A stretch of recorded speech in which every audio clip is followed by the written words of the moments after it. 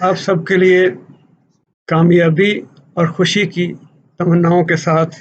اپنے 35ویں ایپیسوڈ میں حاضر ہوں۔ آج 23 مئی ہے سن 2023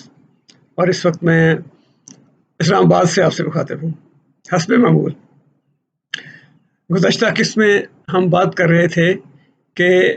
یہ جو ایک فلسفہ پیش کیا گیا یا ایک بیانیہ پیش کیا گیا گزشتہ کچھ سالوں میں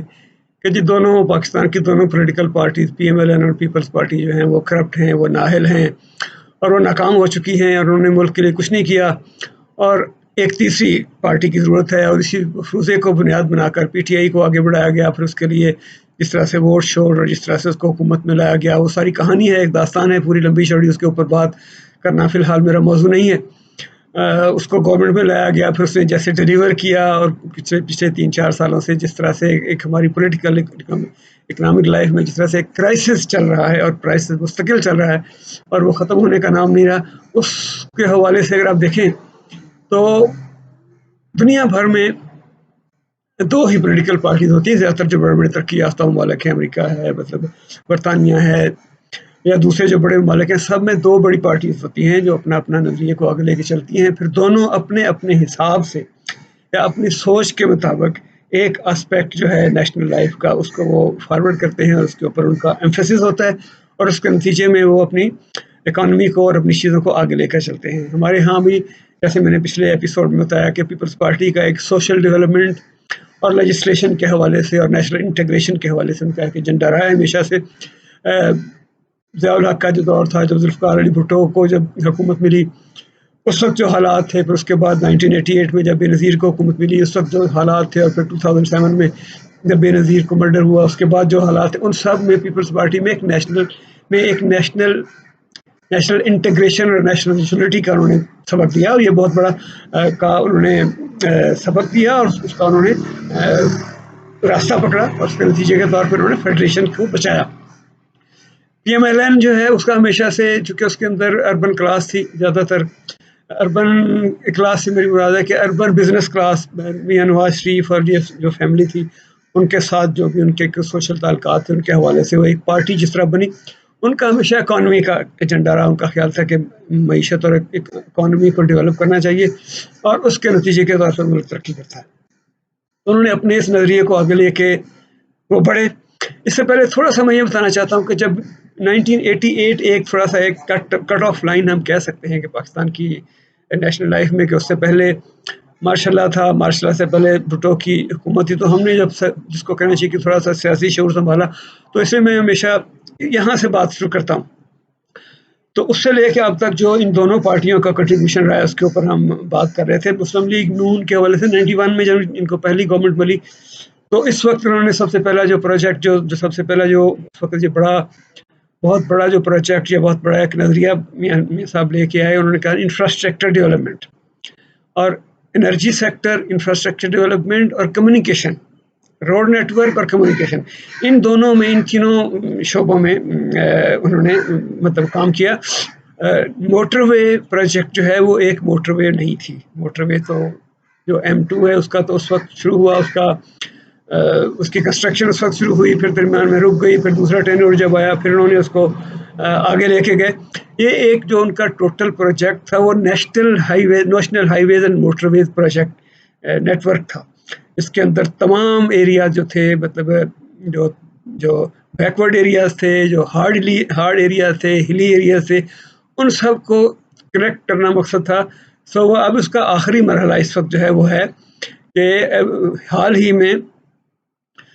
حیدرآباد سکھر موٹر وے کی کنسٹرکشن کا کام شروع ہوا ہے، اور جب یہ مکمل ہوگی تو ایک پورا نیٹ ورک جو ہے وہ خیبر سے لے کے پشاور کراچی تک وہ ہو جائے گا۔ اس میں انہوں نے پھر آگے چل کے گوادر کو بھی کنیکٹ کرنا ہے، کوئٹہ کو بھی کنیکٹ کرنا ہے۔ پھر آپ اوپر دیکھیں نارتھ میں جو روڈ ڈیولپمنٹ ہوئی، مری ایکسپریس وے مظفر آباد اور کشمیر کے ساتھ جو آپ کا رابطہ بہتر ہوا، پھر اوپر گلگت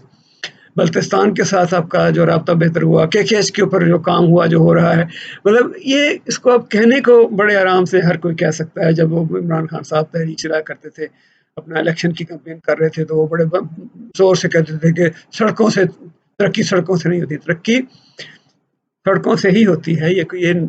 انفراسٹرکچر پرووائڈ کرتی ہے. روڈ جہاں جاتی ہے اپنے ساتھ خوشحالی لے کے جاتی ہے, اپنے ساتھ روزگار کے مواقع لے کے جاتی ہے, اور اپنے ساتھ جو ایگریکلچر ہے جو اس کو ڈیولپ کرتی ہے, اور جہاں انڈسٹری کے لیے مواقع پیدا کرتی ہے. یہ بہت بڑا مطلب روڈ ایک انقلاب ہے. تو اس قدر یہ نیٹ ورک ہوا. پھر اس کے ساتھ ساتھ انہوں نے کمیونیکیشن کے فیلڈ میں جو کام کیا, جب میں بتا رہا تھا کہ جب ہم یونیورسٹی میں پڑھا کرتے تھے تو اس زمانے میں ہمیں اپنے کبھی کبھار گھر بات کرنا پڑتی تھی, یا کوئی ضروری چیز یا ہو تو کوئی ہمارے پاس رابطہ نہیں تھا, خط لکھنا ہوتا تھا, مطلب جو کتنے دنوں کے بعد ملتا تھا کہیں جا کے, اور پھر اس کا جواب, اور پھر بعد وہ خط ڈلیور ہوا یا نہیں ہوا. خیر وہ اس وقت تھوڑا سا ریلائبل تھا سسٹم, ڈاک کا خط مل جاتا تھا. لیکن کتنے دنوں کے بعد, یا پھر زبانی کوئی کسی آتے جاتے گھات کو پیغام بھیجنا ہو یا کوئی چیز بنانی ہو. اس وقت ہمارا جو محلہ تھا کوٹ خادم علی شاہ جہاں پہ میں رہتا تھا, اس پورے ایریے میں ایک گھر میں ٹیلی فون تھا, اور وہ اس گھر میں ٹیلی فون اس لیے تھا کہ ان کا ایک لڑکا ٹیلی فون کے ڈپارٹمنٹ میں, جس کو TNT کہتے تھے اس وقت, اس میں کام کرتا تھا. تو اس کے گھر میں ایک فون لگا ہوا تھا, تو ان کو اس حوالے سے ٹیلی فون والے اس گھر والوں کا نام تھا. اور جس کسی کا بھی کہیں سے کوئی فون آنا ہوتا تھا وہ لوگ فون کرتے تھے, آتے تھے, پھر بات چیت ان کی, وہ سارے معاملات جو ہیں وہ مطلب بڑی یونیورسٹی سے کبھی ایک آدھ دفعہ فون کرنا پڑا تو پھر وہ فون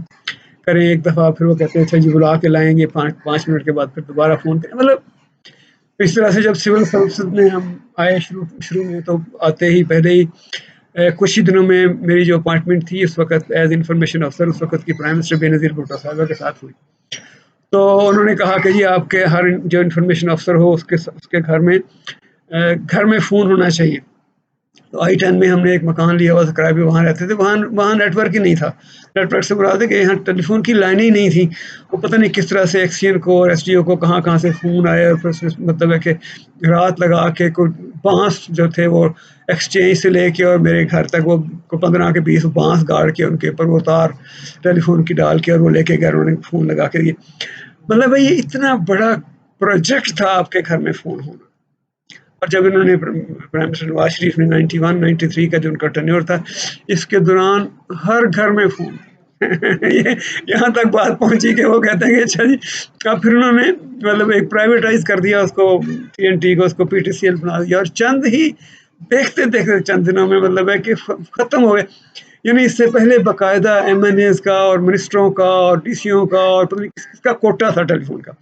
اگر کسی کو ٹیلی فون چاہیے تو آپ بھاگیں, سفارشیں کریں, کوئی MNA ڈھونڈیں, کوئی افسر ڈھونڈیں, اس سے کوٹے کے اوپر سائن کروائیں, پھر آپ TNT ڈپارٹمنٹ میں لے کے جائیں, پھر وہ آپ کو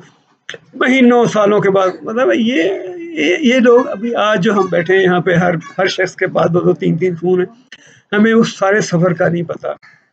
جو ان ساری پولیٹیکل پارٹیز نے, لیڈرشپ نے, عوام نے ان کی لیڈرشپ میں طے کی. ہر گھر میں فون. پھر 93-96 کا جو ٹینیور تھا, اس دوران موبائل فون آیا پاکستان میں. پہلے وہ پاک ٹیل تھا, وہ اتنا بڑا فون ہوتا تھا, اس کو بلکہ اٹھانے کے لیے ساتھ ایک بندہ چاہیے ہوتا تھا. مطلب اور دنیا میں مطلب یورپ میں, امریکہ میں ارلی 60s میں موبائل فون ٹیکنالوجی آ چکی تھی. ہمارے ہاں یہ بہت دیر سے آئی. مطلب یہ, اور میں سمجھتا ہوں کہ یہ ویژن جو تھا یہ اس وقت کی پولیٹیکل لیڈرشپ کا تھا, اور جو ٹرانسپورٹیشن اور کمیونیکیشن میں جو ڈیولپمنٹ یا جو ترقی ساری کی ساری کی تھی ہوئی ہے, وہ سارا کا سارا کریڈٹ اس کا میں PMLN کی گورنمنٹ کو دوں گا. انہوں نے اس کو اپنا مقصد بنایا. اب یہ کہتے ہیں آپ کہتے رہے کہ جی اچھا جی, وہ کہتے ہیں جی انہوں نے کرپشن کی, اس میں پیسہ کھایا. چلو مان لیا پیسہ کھایا ہوگا, لیکن یار کوئی چیز آپ کو بنا کے دی ہے نا. اب پورے ملک میں اب یہاں سے مطلب گزشتہ سال میں آپ وہ کہہ رہے ہیں کہ آپ گھنٹوں میں کراچی سے پشاور جب یہ پورا نیٹ ورک جو سکھر حیدرآباد میں مکمل ہو جائے گا تو شاید آپ 10 گھنٹے میں آپ کراچی سے پشاور پہنچ سکیں گے. یہ کوئی معمولی بات ہے جو کہ جو اتنا بڑا انہوں نے مطلب یہ انفراسٹرکچر بنایا ہے. پھر انرجی سیکٹر میں آپ دیکھیں, جب 2013 میں پیپلز پارٹی کی گورنمنٹ آئی تو اس وقت لوڈ شیڈنگ کتنے زوروں پہ تھی, جو کہ 2000 جو ایک ٹینیور تھا پرویز مشرف صاحب کا, اس کے دوران کوئی نیا پروجیکٹ نہیں لگایا. کوئی نیا پروجیکٹ نہیں انہوں نے انرجی سیکٹر میں لگایا. انہوں نے کمیونیکیشن سیکٹر میں، انہوں نے انفراسٹرکچر ڈیولپمنٹ کوئی کام نہیں کیا، باتیں بہت کی انہوں نے، لوگوں کو پکڑ کے کوڑے بہت مارے انہوں نے جناب. اس قسم موبائل فون کمپنیاں ٹھیک ہے کچھ اور لے کے آئے وہ پرائیویٹ سیکٹر میں، لیکن اس کے علاوہ تو اس کی وجہ پھر انرجی سیکٹر میں کوئی کام نہیں کیا، جس کا نتیجہ یہ تھا کہ 2008 سے 13 تک 2007 کے بعد شدید ترین ایک انرجی کا کرائسس پیدا ہوا. اس کے اوپر 2013 سے لے کے 18 تک جو ان کا ٹینیور تھا نواز شریف کا، اس دوران میں جس دن ان کی حکومت ختم ہوئی اس دن ملک میں لوڈ شیڈنگ نام کی کوئی چیز نہیں تھی، ہر چیز بالکل 24 آور بجلی اویلیبل تھی. تو یہ اتنے ان کے مطلب جو کنٹریبیوشن ان دونوں پارٹیوں کا اکانومی کے سیکٹر میں اور سوشل ڈیولپمنٹ کے سیکٹر میں، ان چیزوں کو اور ان سروسز کو اب کس طرح سے ڈینائی کر سکتے ہیں. اس کے اوپر سوچنا چاہیے، چونکہ گورننس جو ہے وہ ایکسپیرینس کے تھرو آتی ہے. ان پارٹیز کے اندر مناسب مین پاور موجود ہے، ان کے اندر اسکلڈ لوگ موجود ہیں جن کو حکومت چلانے کا تجربہ ہوا ہے اوور دی ایئرز. خامیاں ہیں بے شمار مسائل ہیں، بٹ وہ لرن کر رہے ہیں اور وہ آہستہ آہستہ چیزوں کو بہتر کر رہے ہیں. لیکن جو تیسری پارٹی جو قوت جو لے کے آئے تھے، اس نے جو اس ملک کے ساتھ کیا وہ ہم سب کے سامنے ہے، اور دیکھنا یہ ہے کہ اب آئندہ بھی وہ کیا کرنے کی صلاحیت رکھتے ہیں یا قوم کو کس طرف لے کے جاتے ہیں.